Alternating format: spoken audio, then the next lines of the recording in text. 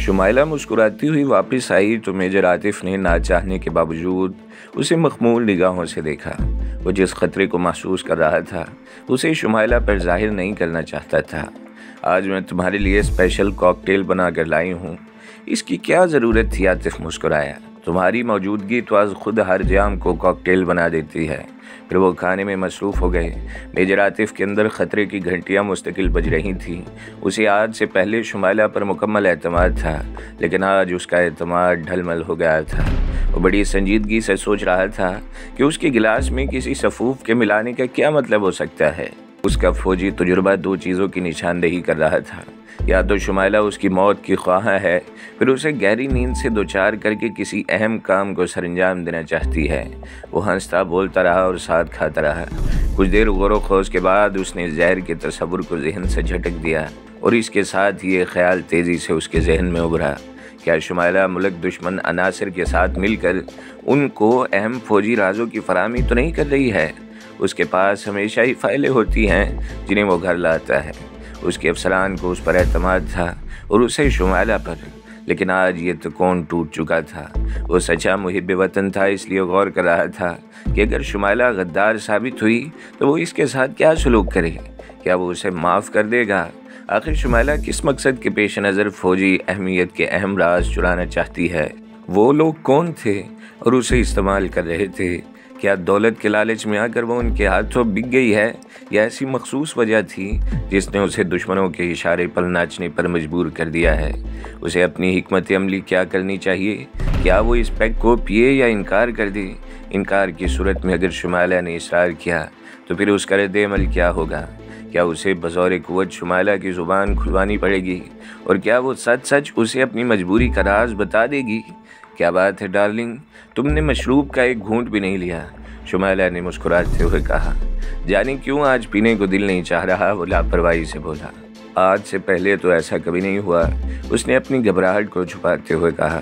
دن بھر کی محنت، مشقت اور تھکن اتارنے کے لیے تو تم اسے پابندی سے لینے کی عادی تھی۔ تم کہتی ہو تو آج بھی لیے لیتا ہوں۔ عاطف نے گلاس کی سمت ہاتھ بڑھایا، پھر چونکتے ہوئے بولا، شمائلہ ذرا دیکھنا تو جا کر میں نے فائلیں الماری میں لاک کر دی ہیں یا بائل ٹیبل پر ہی بھول آیا ہوں؟ ان فائلوں میں ایسی کیا خاص بات ہے کہ جان سے زیادہ ان کی حفاظت کرتی ہو؟ یہ باتیں تمہاری سمجھ کی نہیں ہیں، بس اتنا جان لو کہ ان فائلوں کی اہمیت تمہاری سوچوں کی پرواز سے بھی زیادہ ہے۔ مجھ سے بھی زیادہ؟ شمائلہ نے شوخی سے پوچھا۔ ہر شے کی اپنی ایک علیحدہ قیمت ہوتی ہے، عاطف نے بڑی خوبصورتی سے کہا۔ حکومت کا راز اپنی جگہ اور بیوی کا پیار اپنی جگہ۔ اوکے، شمائلہ اٹھتے ہوئے بولی، تم شروع ہو جاؤ، میں فائلیں دیکھ کر آتی ہوں۔ پھر جیسے ہی شمائلہ کمرے میں گئی، عاطف نے تیزی سے اٹھ کر گلاس کی 3/4 شراب واش بیسن میں بہا دی اور دوبارہ واپس اپنی جگہ آ کر گلاس ہاتھ میں لیے بیٹھ گیا۔ اسے اب کچھ یقین ہو گیا کہ وہ سفوف گلاس میں کیوں ملایا گیا تھا۔ شمائلہ اسے بے ہوشی کی نیند سلا کر اپنا مطلب پورا کرنا چاہتی ہے، لیکن کیوں؟ شمائلہ دوبارہ ڈرائنگ روم میں داخل ہوئی تو عاطف نے کچھ ایسے انداز سے گلاس ہونٹوں سے لے جا کر نیچے ہٹایا جیسے 2-4 لمبے گھونٹ لے چکا ہے۔ ارے تم نے اتنی جلدی سارا گلاس خالی کر دیا؟ شاید اس لیے کہ آج تم مجھے روز سے زیادہ حسین نظر آ رہی ہو۔ بے وقوف بنانے کی کوشش کر رہے ہو، وہ اٹھلا کر بولی۔ اپنے دل سے پوچھو، شاید وہ تمہیں صحیح جواب دے سکے۔ عاطف رومانٹک ہو گیا، پھر سنجیدگی سے بولا، فائلوں کا کیا رہا؟ جناب نے حسب دستور انہیں الماری میں بند کر دیا ہے۔ شکر ہے۔ اس نے اطمینان کا سانس لیا، پھر گلاس ایک ہی گھونٹ میں خالی کر گیا۔ اور بناؤں؟ شمائلہ نے مسکرا کر پوچھا۔ نہیں، وہ کھانے کی میز سے اٹھا۔ واش بیسن پر جا کر اس نے دوبارہ ہاتھ منہ دھونے کے بہانے اور زیادہ پانی بہایا، پھر خلاف توقع لہراتا ہوا بیڈ روم کی طرف چل دیا۔ شمائلہ اس کے ساتھ تھی اور اس کی لڑکھڑاہٹ کا بغور مطالعہ کر رہی تھی۔ خیریت تو ہے؟ اس نے بڑے پیار سے اشارتی انداز میں پوچھا۔ یہ آج ایک ہی پیگ میں کیوں لہرانے لگے؟ کچھ تھکن کا اثر ہے اور کچھ ڈبل پیگ کا، عاطف نے اس کی آنکھوں میں جھانکتے ہوئے کہا۔ سونے سے پہلے کچھ دیر پڑھنا بھی اس کی عادت میں شامل تھا۔ شمائلہ ڈریس کرنے کی خاطر سائڈ روم میں گئی تو اس نے کتاب ایک طرف ڈالی اور آنکھیں بند کر کے وہ راز جس کا انکشاف آج پہلی بار ہوا تھا، وہ اس کی تہہ تک جلد از جلد پہنچنا چاہتا تھا۔ شمائلہ ڈریس تبدیل کر کے واپس آئی تو عاطف نے خود کو سخت غنودگی میں ہونے کا ڈرامہ دیا۔ کچھ دیر تک وہ ہوں ہاں کرتا رہا اور بار بار جمائی لیتا رہا، پھر اس نے دوسری طرف کروٹ لے لی۔ شمائلہ نے کچھ توقف کے بعد اس کا بازو پکڑ کے ہلاتے ہوئے کہا۔ جلدی سونے کا ارادہ ہے۔ عاطف کا ذہن جاگ رہا تھا، لیکن وہ اپنی بے ہوشی کی بڑی شاندار اداکاری کر رہا تھا۔ اس نے شمائلہ کی بات کا جواب نہیں دیا۔ پھر کچھ دیر بعد اس کے خراٹے بھی خوابگاہ میں گونجنے لگے۔ شمائلہ نے جلد بازی کا مظاہرہ نہیں کیا۔ ایک انجانا سا خوف اسے پریشان کر رہا تھا۔ شمائلہ اپنے وطن سے غداری نہیں کرنا چاہتی تھی، لیکن حالات نے اسے مجبور کر دیا تھا۔ کچھ دیر تک وہ اسی ذہنی کشمکش میں مبتلا رہی، پھر دل کڑا کر کے اٹھی۔ ایک بار پھر اس نے عاطف کو آواز دی، لیکن وہ بالکل بے خبر معلوم ہو رہا تھا۔ شمائلہ نے خاموشی سے اس کی سائڈ ٹیبل خفیہ فائلوں کی الماری کی چابی نکالی۔ اس کا دل دھڑک رہا تھا، لیکن اس کے باوجود وہ یہ کام کرنے پر مجبور تھی۔ چابی حاصل کرنے کے بعد اس نے اپنے وارڈروب سے طے کیے گئے کپڑوں کے نیچے سے اسپائی کیمرہ نکالا اور دبے دبے قدموں جلدی سے دروازے کے قریب آ گئی۔ خوابگاہ کا بند دروازہ کھولنے میں بھی اس نے بڑی احتیاط سے کام لیا تھا۔ راہداری میں گزرنے کے بعد اس کا رخ سائڈ روم کی طرف ہو گیا، جہاں ایک الماری میں اس کی مطلوبہ فائلیں موجود تھیں۔ اس نے فائل نکال کر اسے میز پر رکھا، پھر تیز روشنی کا ٹیبل لیمپ آن کر دیا اور ایک کاغذ پلٹتی گئی اور اسے چھوٹے کیمرے میں محفوظ کرتی گئی۔ اس کا ہاتھ اور قد ڈگمگا رہے تھے۔ وہ سوچ رہی تھی کہ جب اس کے شوہر کو حالات کا علم ہوگا، اس وقت اس کے دل پر کیا گزرے گی، وہ اس کے ساتھ کیا برتاؤ کرے گا۔ سرخ فائل کے تمام صفحات کا عکس اسپائی کیمرے میں منتقل کرنے کے بعد اس نے جلدی فائل واپس الماری میں رکھی، اسے احتیاط سے تالا لگایا۔ پھر ابھی وہ تیز روشنی کا لیمپ آف کرنے کے لیے بڑھی ہی تھی کہ یکلخت اس کے کانوں میں میجر عاطف کی آواز گونجی۔ تمہارا بھانڈا پھوٹ چکا ہے ڈارلنگ، ٹیبل لیمپ کو آن ہی رہنے دو۔ اس نے تیزی سے پلٹ کر دیکھا۔ میجر عاطف، اس کا شوہر، اس کا محبوب، اپنے ہاتھ میں سروس ریوالور لیے کمرے کے دروازے کے درمیان کھڑا تھا۔ کیمرہ شمائلہ کے ہاتھوں سے چھوٹ کر فرش پر گر پڑا۔ اس کے دل کی دھڑکنیں اور تیز ہو گئیں۔ اس کی آنکھیں حیرت سے پھٹی کی پھٹی رہ گئیں۔ وہ رنگے ہاتھوں پکڑی گئی تھی۔ یہ سلسلہ کب سے جاری ہے؟ میجر عاطف نے انتہائی سرد اور شفاف لہجے میں پوچھا۔ اس کی آنکھوں میں کسی خون آشام درندے کی چمک نظر آ رہی تھی۔ تم؟ شمائلہ ہکلا کر رہ گئی۔ اس کی سمجھ میں نہیں آ رہا تھا کہ کیا جواب دے۔ میرے سوال کا جواب دو، یہ سلسلہ کب سے جاری ہے؟ عاطف نے ریوالور کے دستے پر اپنی گرفت مضبوط کرتے ہوئے خونخوار لہجے میں کہا۔ ایک بات تمہیں اچھی طرح معلوم ہے شمائلہ بیگم، قوم کی خاطر میں خود اپنی جان کی بازی بھی لگا سکتا ہوں۔ میں نے تمہیں شراب میں صفوف ملاتے دیکھ لیا تھا۔ اس کے بعد سے جو کچھ تم نے دیکھا وہ صرف میری ذہانت کی اداکاری تھی۔ زندگی چاہتی ہو تو میرے سوالات کے جوابات ٹھیک ٹھیک دیتی رہو، ورنہ مجھے تمہاری موت پر کوئی غم، کوئی صدمہ نہیں ہوگا۔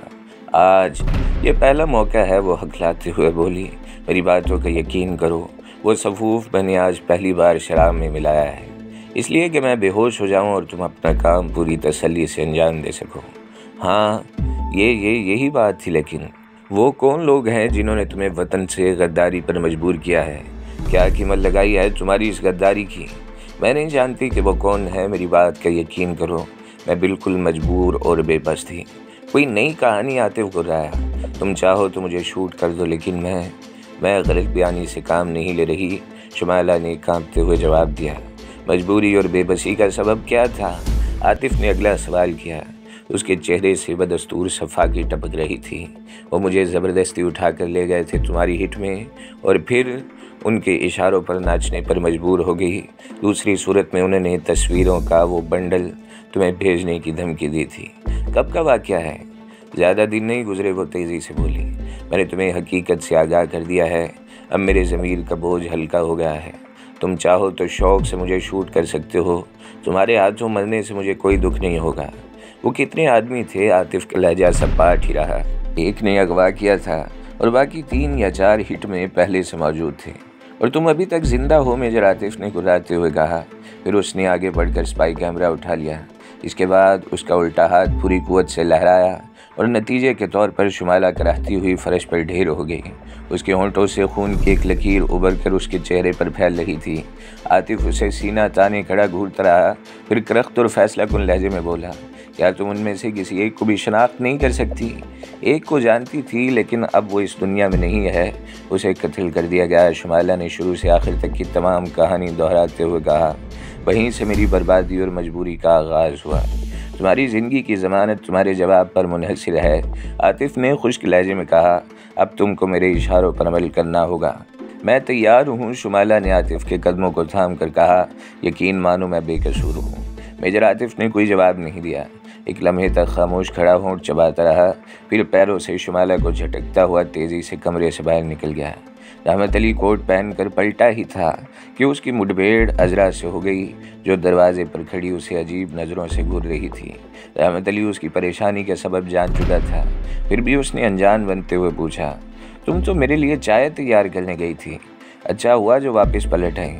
کیا مطلب؟ رحمت علی بدستور انجان بنا رہا۔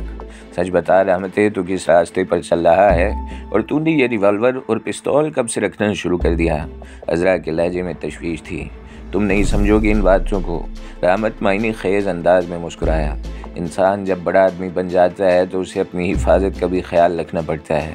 حفاظت کا خیال انہیں ہوتا ہے جنہیں کوئی خطرہ لاحق ہو۔ تجھے کس بات کا ڈر ہے؟ زمانے کی ریت بدل چکی ہے مائی ڈیئر، دوست دشمن کی شناخت اب مشکل ہو گئی ہے۔ تو شاید مجھے بہلانے کی کوشش کر رہا ہے، عذرا بولی۔ خدا کے لیے رحمت ہے، اب بھی میری بات مان لے، واپس پلٹ آ اس راستے سے جس پر زندگی کا خطرہ لاحق ہو۔ مجھے دولت نہیں، صرف تیری زندگی سے پیار ہے۔ لیکن مجھے کیا ہو گیا؟ رحمت علی اسے تسلی دینے کی خاطر مسکرایا۔ یہ تو میں نہیں جانتی، پر اتنا ضرور جانتی ہوں کہ تو کسی غلط راستے پر چل نکلا ہے، بابر اور راجو کی طرح۔ گھبراؤ نہیں عذرا، رحمت علی نے سنجیدگی سے کہا، میرا وہ انجام نہیں ہوگا جو راجو کا اور بابر کا ہوا تھا۔ پر تجھے دولت سے اتنا پیار کیوں ہو گیا ہے؟ پہلے تو روکھی سوکھی کھا کر بھی ہمارا گزارا چین سے ہو جاتا تھا۔ جو گزرے ہوئے دنوں سے لپٹے رہتے ہیں وہ ترقی نہیں کر سکتے بے وقوف۔ انسان کو آنے والے کل کی فکر کرنی چاہیے، اور میں اسی آنے والے کل سے خوفزدہ ہوں، عذرا نے کہا۔ جانے کیوں مجھے یوں لگتا ہے جیسے ہم ریت کی دیواروں پر محل بنا رہے ہیں جسے بپھرے ہوئے پانی کا ایک ریلا بھی ملیہ میٹ کر سکتا ہے۔ میری بات مان لے رحمتِ، ابھی تجھے بیٹی کے ہاتھ پیلے کرنے ہیں، اکبر کے مستقبل کو سنوارنا ہے، اس لیے تو وقت کے ساتھ ساتھ قدم ملا کر آگے بڑھ رہا ہوں، اور یہ سب کچھ میں نے کہیں چوری یا ڈاکہ مار کر حاصل نہیں کیا، سب تقدیر کے کھیل ہیں پگلی۔ یہ جو نیلی چھتری والا ہے نا، وہ جب دینے پر آتا ہے تو چھپڑ پھاڑ کر دیتا ہے، اس کی دین پر نہ شکری نہیں شکر ادا کرنا چاہیے۔ ہو سکتا ہے تو ٹھیک کہہ رہا ہو، لیکن میرے دل کو ایک پل بھی قرار نہیں آتا، عذرا بڑی صاف گوئی سے بولی۔ نئی زندگی اور نئے حالات کے سانچے میں خود کو ڈھالنے میں کچھ وقت تو لگتا ہے، رفتہ رفتہ تو بھی سب باتوں کی عادی ہو جائے گی۔ رحمت علی نے اس کے دونوں شانوں پر ہاتھ رکھ کر مسکراتے ہوئے کہا، جا چائے کی ایک پیالی جلدی سے تیار کر دے، مجھے کہیں جلدی پہنچنا ہے، اور جب تک تیرے ہاتھ کی بنی ہوئی چائے نہ پی لوں دل کو چین نہیں آتا۔ تو نے میری سردار والی بات بھی نہیں مانی، مجھے اس کا اور اکبر کا زیادہ میل جول پسند نہیں ہے۔ ٹھیک ہے، میں کوئی موقع دیکھ کر سمجھا دوں گا سردار کو۔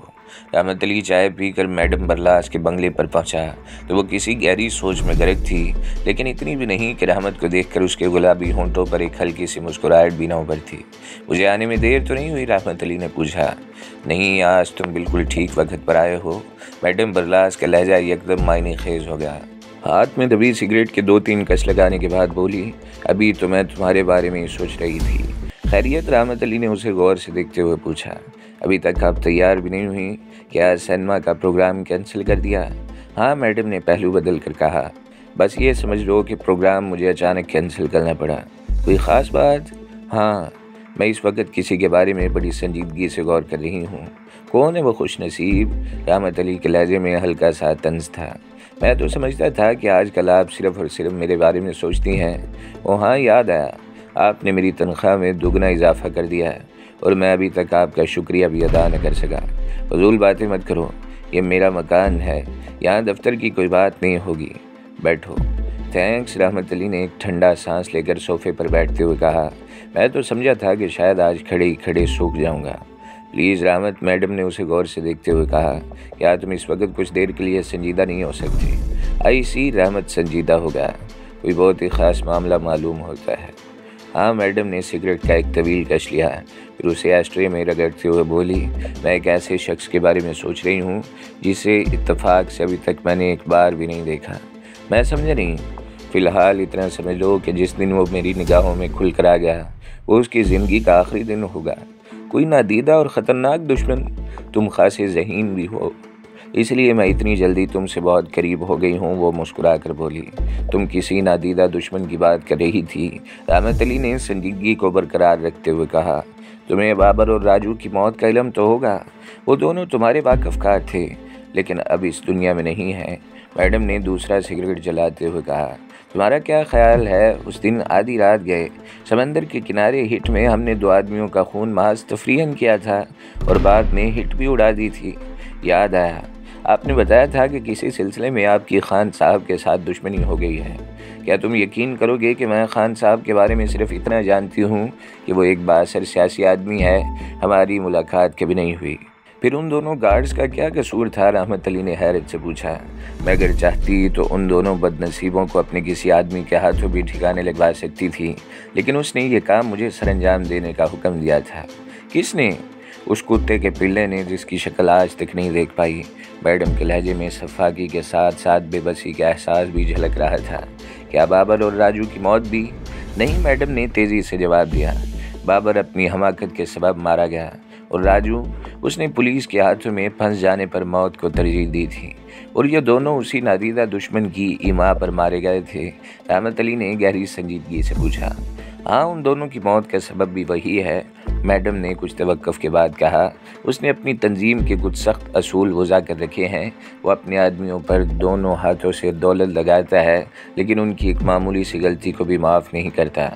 उसका हुक्म है कि अगर कोई पुलिस के फंदे में फंसने लगे तो जहरीला कैप्सूल खाकर खुद को मौत के हवाले कर दे।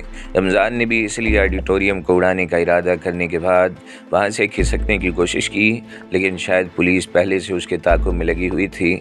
चुनांचे तमाम रास्ते मसदूद देखने के बाद ही उसने जहरीला कैप्सूल चबाकर खुद को बड़ी दलेरी से मौत के हवाले कर दिया था, और मरने वाले के घर वालों के लिए एक परेशानी खड़ी हो गई।